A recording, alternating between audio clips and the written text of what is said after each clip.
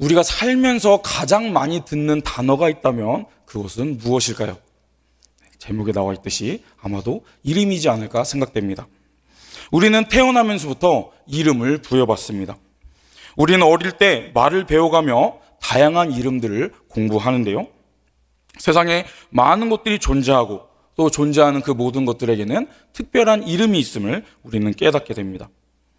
어린아이들이 언어를 배워가면서 이름을 깨달아가면서 강아지와 고양이의 차이점을 알고 또 하늘과 땅을 구별하게 되지요. 그리고 엄마와 아빠를 구별할 수 있게 됩니다. 그리고 그러한 다른 존재들 뿐만 아니라 자신을 가리키는 특별한 이름이 있다라는 것들도 깨닫게 되지요.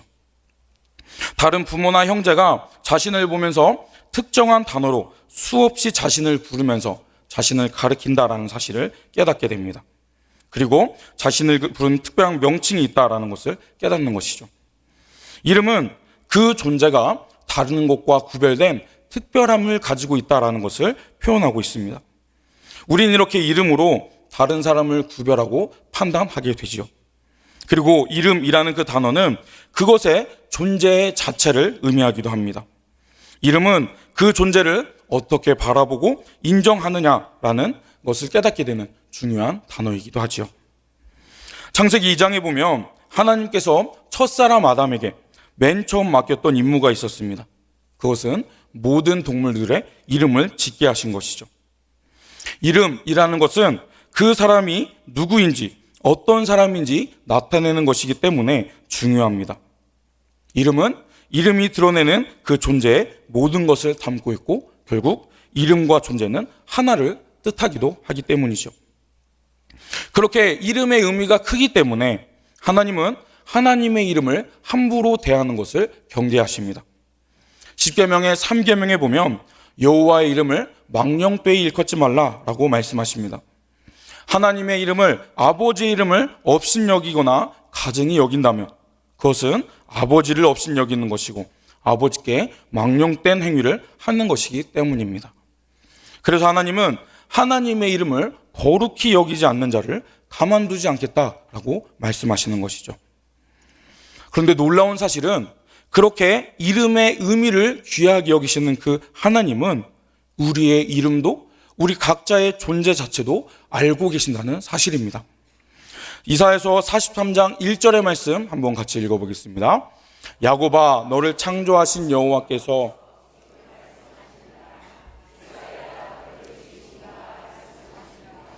너는 두려워하지 말라 너를 구속하였고 내가 너를 지명하여 불렀나니 너는 내 것이라. 아멘. 우리가 익히 알고 있는 너무도 은혜로운 말씀이죠. 여기에서 내가 너를 지명하여 불렀다라는 말은 이름을 부르셨다라는 뜻입니다. 누가 이름을 부르셨습니까? 어떤 존재가 이름을 부르셨다라고 이사야서는 말하고 있죠? 우리를 창조하신 하나님이 부르십니다. 우리를 죄에서 구속하신 하나님이 부르십니다. 그리고 우리를 소유하신 하나님께서 우리의 이름을 불러서 너는 내 것이다 라고 선언하십니다. 이 땅의 많은 역사 가운데 수많은 사람들이 태어나고 죽었습니다. 그 중에 너무도 작고 흔해 보이는 한 사람 한 사람 우리이지만 이 땅에 하나님은 그런 나 하나하나를 친히 창조하신 분이시기에 나 한 사람을 아시는 분이십니다. 그리고 나를 지목하여 내 이름을 부르시는 분이십니다. 오늘 나의 이름을 부르시는 그 하나님 앞에 우리는 어떠한 반응을 보여야 할까요? 오늘 우리는 하나님이신 예수님께 이름을 호명당한 한 사람의 이야기를 함께 생각해 보려 합니다. 그리고 그 이름을 불러주신 예수님께서 오늘 우리에게 무엇을 말씀하시는지를 함께 생각해 보기 원합니다. 우리의 삶을 이 시간을 통하여서 우리의 삶을 다듬어갈 그런 결단을 하시는 복된 시간이 되시기를 주님의 이름으로 축복합니다. 오늘 말씀의 배경은 그렇습니다. 이제 예수님께서 공생애가 맞춰지실 때쯤이었습니다. 예수님은 십자가의 사명을 감당하기 위해 예루살렘에 올라가는 길이셨고 그 길에 여리고라는 도시를 지나가게 되셨습니다. 그때 이 누가복음 19장에만 등장하는 한 사람, 우리가 잘 알고 있는 삭개오가 등장을 하죠. 그의 만남은 너무도 독특했기 때문에 우리는 어릴 때부터 이 삭개오의 이야기를 익히 잘 들어 알고 있습니다. 삭개오는 어떤 사람일까요? 누가는 삭개오를 이렇게 표현합니다. 오늘 본문 2절의 말씀, 19장 2절의 말씀 같이 읽겠습니다. 삭개오라 이름하는 자가 있으니 세리장이요 또한 부자라. 아멘. 삭개오라 이름하는 자. 삭개오의 이름을 누가는 강조하는 것 같습니다. 그 이름은 무슨 뜻일까요? 이 삭개오라는 말의 뜻은 의로운 사람 또는 순결을 의미하는 단어입니다. 그의 이름을 지어준 분이 누구인지는 모르겠지만 그가 의로운 사람이 되기를 원하여서 그의 삶이 순결한 삶을 살아가기를 원하여서 좋은 의미로 그의 이름을 지어주었습니다. 하지만 그의 삶은 의로움과는 조금 거리가 먼 삶을 살아가는 것으로 보입니다. 그가 어떠한 삶의 과정을 겪고 왔는지는 모르지만 그는 계산이 빠른 사람이었습니다. 어떻게 해야 자신에게 이익되는지를 빠르게 찾아내었고 자신의 이익을 극대화하는 그런 지혜가 있는 사람이었습니다. 그런 그의 장점이 그를 세리장이 되게 합니다. 누가는 그를 세리장이요 부자라고 말합니다. 삭개오라는 인물이 이곳에서 유일하게 등장하지만 이 세리장이라는 직분 또한 마찬가지입니다. 성경에서 여기에만 등장하죠. 단순히 세리라는 직업은 우리가 알고 있듯이 로마를 위해 유대인들로부터 세금을 징수하는 역할을 하는 자입니다. 그런데 이 삭개오는 세리장이었죠. 오늘날의 세관장을 의미합니다. 당시 여리고라는 지역은 베레아 지방으로부터 요단강을 건너가는 길목에 위치했습니다. 그래서 이곳을 지나가는 상인들로부터 세금을 걷는 세관이 있었던 것이죠. 이 세관에서 여러 상품에 대한 통관세를 징수했습니다. 삭개오는 그 세관의 대표로서 세금을 징수했던 것이죠. 하지만 당시 세리장은 로마의 그런 공권력을 이용해서 세금을 자신의 마음대로 더 징수할 수 있었습니다. 그래서 이러한 과정으로 자신의 부를 축적할 수 있었던 것이죠. 당시 세리의 별명이 허가받은 도둑이었던 것을 보면 그들의 부도덕한 행태가 매우 심했던 것을 알 수 있습니다. 따라서 그가 부자가 될 수 있었던 것은 유대인들로부터 손가락질 받는 그러한 악한 행위를 했기 때문이었겠죠. 당시 유대인들에게 세리, 또 이 세리장은 죄인의 취급을 받는 그러한 부류의 사람들이었습니다.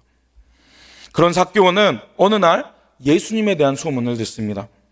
그의 귀에 들린 다양한 소문은 예수라는 분이 선지자이다, 세례 요한이 환생한 자이다, 말도 안 되는 일들을 행한 자이다 라는 이야기들이 들렸습니다. 그런데 삭개오는 다른 그 어떤 이야기들보다 세리였던 마태를 아무 편견 없이 그의 제자로 받아주었다라는 소식에 끌렸습니다. 그가 다른 사람들과 다른 점은 무엇일까? 그는 궁금했던 것이죠. 그리고 많은 것들을 바라지 않았습니다. 그저 그의 얼굴만이라도 봤으면 좋겠다라는 작은 소망을 갖습니다. 그런데 그런 그가 이 여리고를 지나간다는 소식이 들립니다. 이번 기회를 놓친다면 다시는 그를 보지 못할 것 같은 불안한 마음이 들었습니다. 삭개오는 예수님이 궁금하였습니다. 그의 그러한 궁금증은 자신도 모르게 그를 저작거리로 데려왔습니다. 기이한 일을 행하신 놀라운 분으로 들었는데 과연 그분이 어떤 분이신지 직접 눈으로 보고 싶었습니다. 그리고 만나보고 싶었습니다. 그런데 그는 막상 예수님을 볼 수가 없었죠. 그가 저작거리에 나왔을 때는 이미 수많은 사람들로 인해 앞이 가려졌기에 예수님을 볼 수 없었습니다. 더군다나 그는 키가 작았습니다. 그의 작은 키로는 예수님을 뵐 수도 없었고 자신의 그런 상황 때문에 사람들 사이로 헤집고 들어갈 수조차 없었습니다. 지금의 그 상황, 예수님을 뵐 수 없는 상황입니다. 하지만 그의 간절함은 그의 체면까지도 내려놓게 합니다.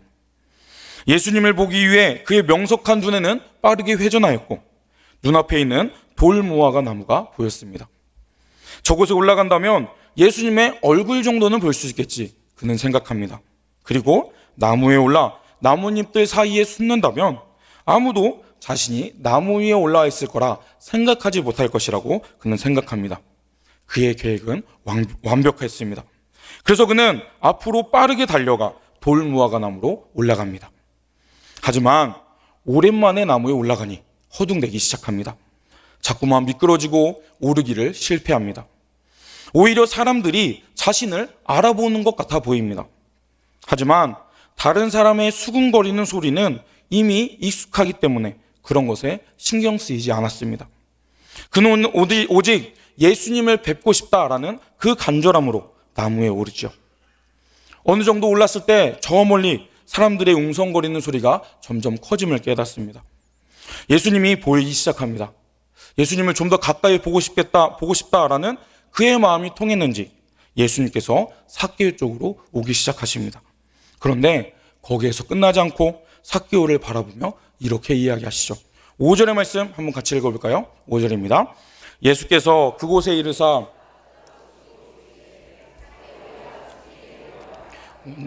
내 집에 유하야겠다 하시니 아멘. 예수님의 목적은 처음부터 삭개오였습니다. 삭개오를 만나기 위해 이곳에 걸어오셨던 것이죠. 처음부터 예수님은 여리고에 사는 삭개오를 만나고 그와 친구가 되어주시기 위해 이곳에 오셨던 것입니다. 예수님은 그를 쳐다보시며 말씀하십니다. 삭개오야, 속히 내려오라. 내가 오늘 내 집에 유하여야겠다. 예수님은 그와 초면이셨습니다. 그런데도 그의 이름을 알고 계셨죠. 삭개오는 예수님이 어떻게 자기의 이름을 알았는지 궁금했습니다. 하지만 지금 그는 그런 것을 따질 겨를이 없었습니다. 얼굴만 봐도 좋았을 그분이 내 집에 오신다고 했기 때문이죠. 그리고 그것에서 끝나지 않고 머무르시겠다, 너와 교제하겠다라고 말씀하십니다. 친구가 되어주신다 하신 것이죠. 다른 사람들은 세리장이라고 손가락질하고 만나주지 않았지만 그분이 이제 나를 만나주시겠다 말씀하십니다. 예수님의 그러한 말에 삭개오는 어떠한 반응을 보일까요? 이어지는 6절에 세 가지 단어로 그의 행동이 표현됩니다. 6절도 한번 읽어볼까요? 시작. 급히 내려와 즐거워하며 영접하거늘. 아멘.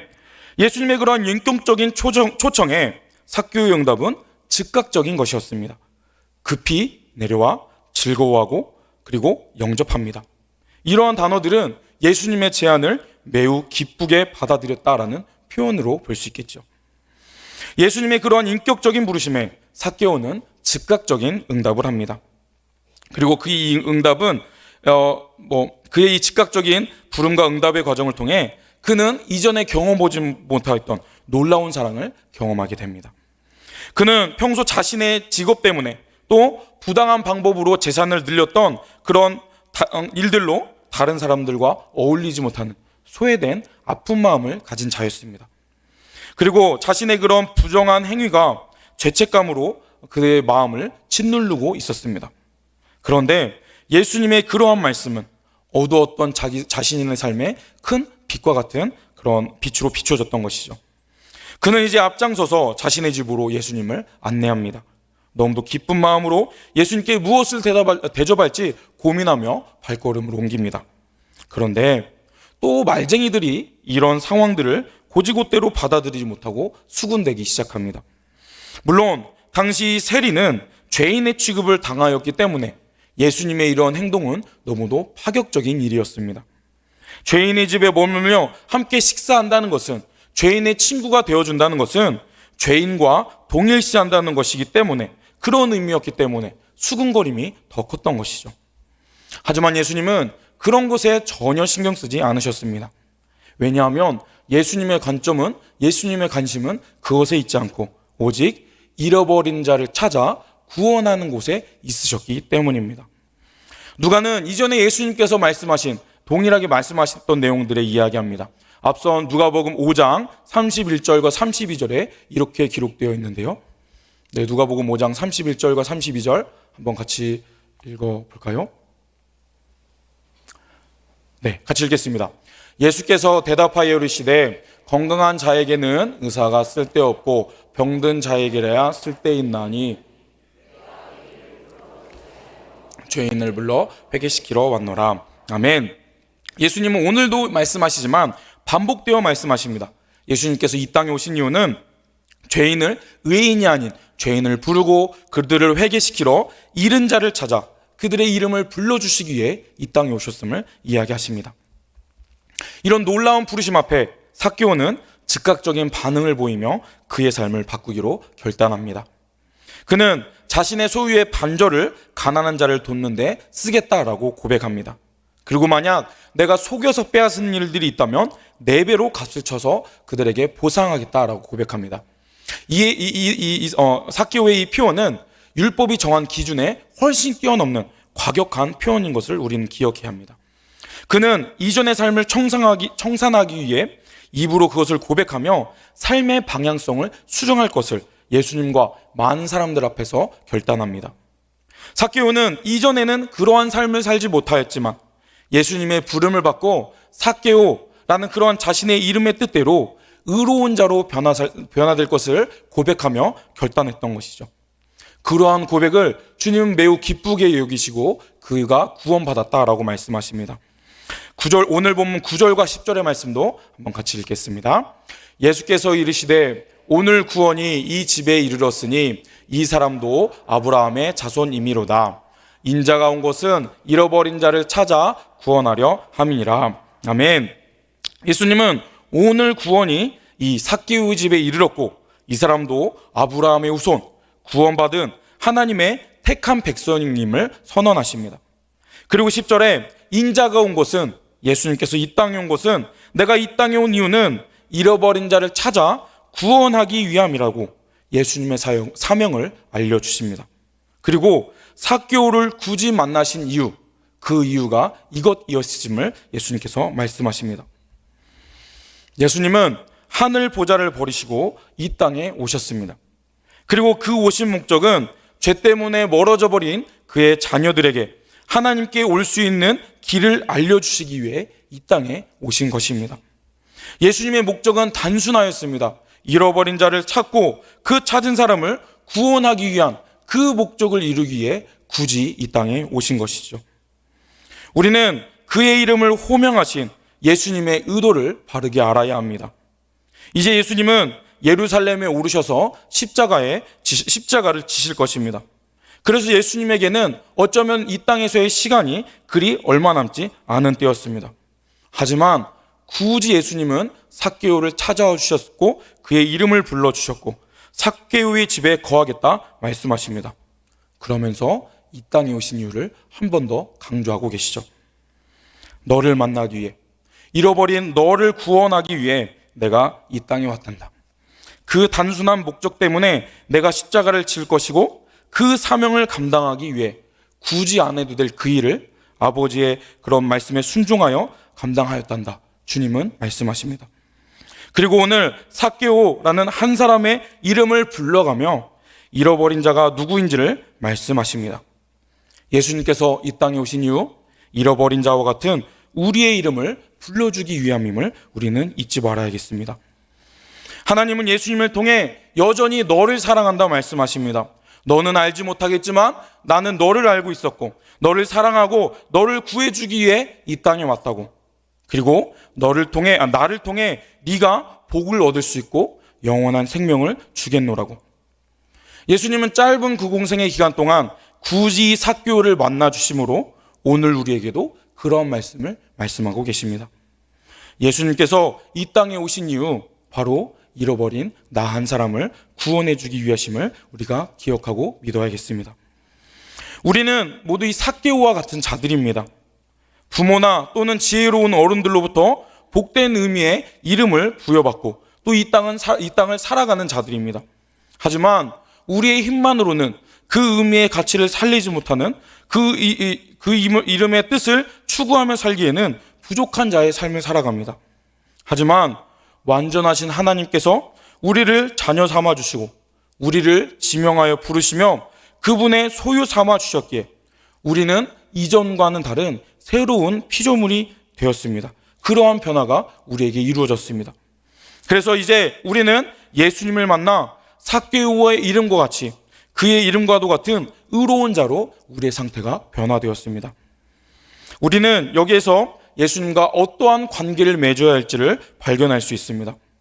예수님과의 만남은 예수님이 주도한 예수님의 주권적인 초대로부터 시작한다라는 사실입니다.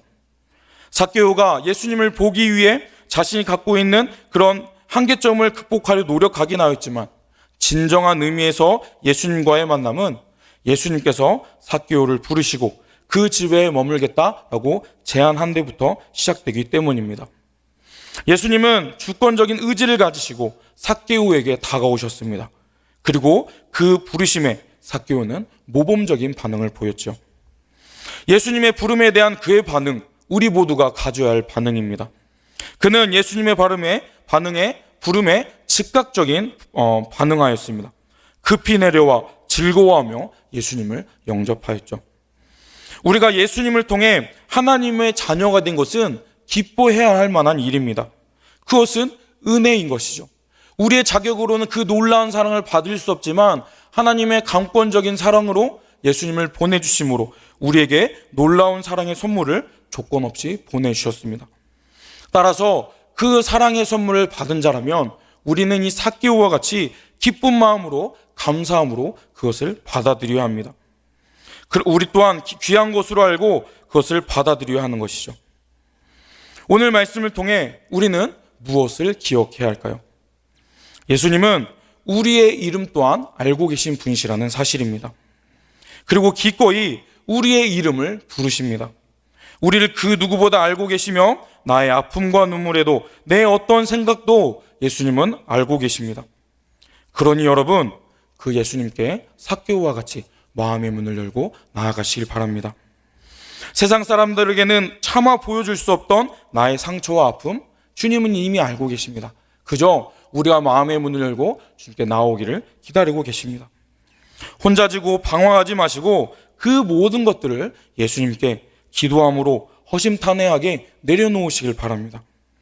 그 예수님 앞에 삭개오와 같은 마음으로 나아가신다면 하나님이 우리를 위로하시고 큰 은혜를 베풀어 주실 줄 믿습니다. 그리고 우리는 예수님께서 이 땅에 오신 그 목적을 잊지 말아야 합니다. 예수님은 잃어버린 자를 찾아 구원시키기 위해 이 땅에 오셨습니다. 이 복음의 이야기는 우리의 이야기이자 나의 이야기입니다. 우리가 하나님의 부름에 즉각적으로 반응해야 되는 이유이기도 합니다. 그렇게 우리가 하나님의 그 목적을 기억하며 목적을 성취하는 일을 감당해야 하는 것이죠.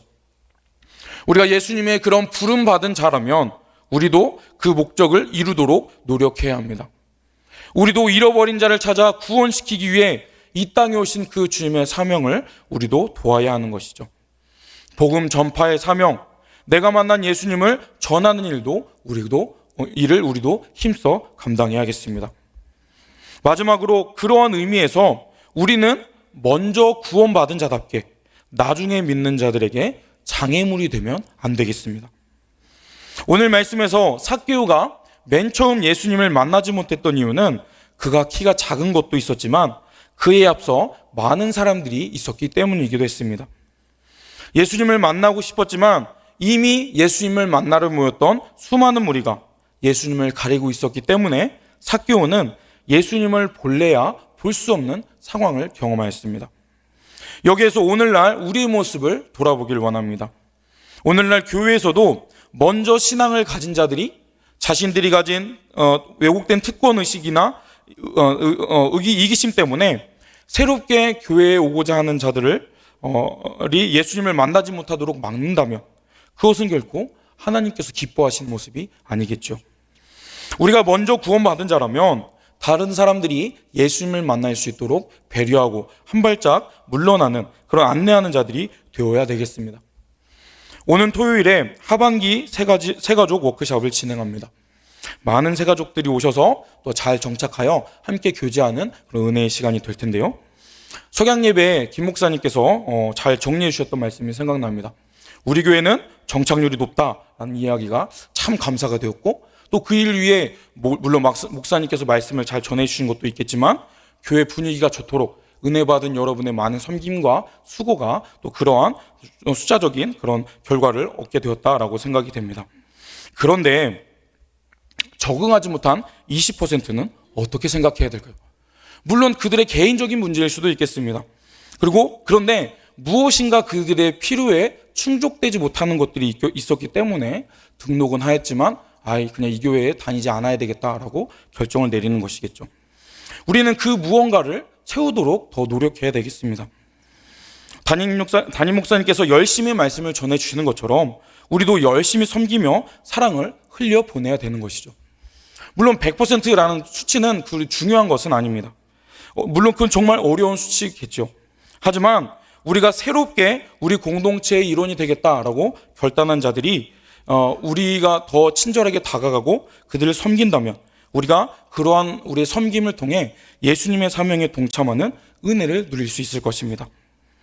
우리가 먼저 새로 오신 분들이 소외되지 않도록 키 작은 삭개오와 같은 또 예수님을 만나고 싶었으나 어색함으로 다가오지 못하는 분들이 있다면 그들을 배려하여 그들이 예수님을 만날 수 있도록 섬겨야겠습니다.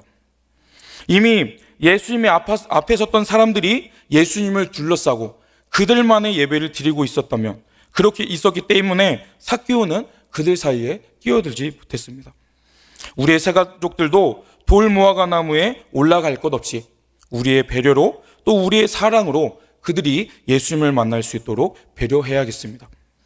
새 가족이 불편하지 않도록 우리는 그 문제를 끊임없이 고민하며 섬겨야겠습니다. 그럴 때 우리 교회 안에 더 큰 은혜가 넘치는 은혜가 있을 줄 믿습니다. 오늘 말씀을 통해 우리는 잃어버린 자와 같은 나를 구원하기 위해 이 땅에 오신 예수님의 사랑을 생각해 보았습니다. 그리고 그것은 나의 이야기임을 깨닫게 되었습니다. 따라서 우리는 그것을 기쁨으로 여기며 우리 또한 그 목적에 부합한 삶을 살아가야겠습니다. 내가 구원받았듯이 더 많은 이들이 예수님을 만나 구원받아야겠습니다. 그 일에 귀하게 쓰임받는 저와 여러분 그리고 또 우리 초청교회가 되시기를 주님의 이름으로 축복합니다.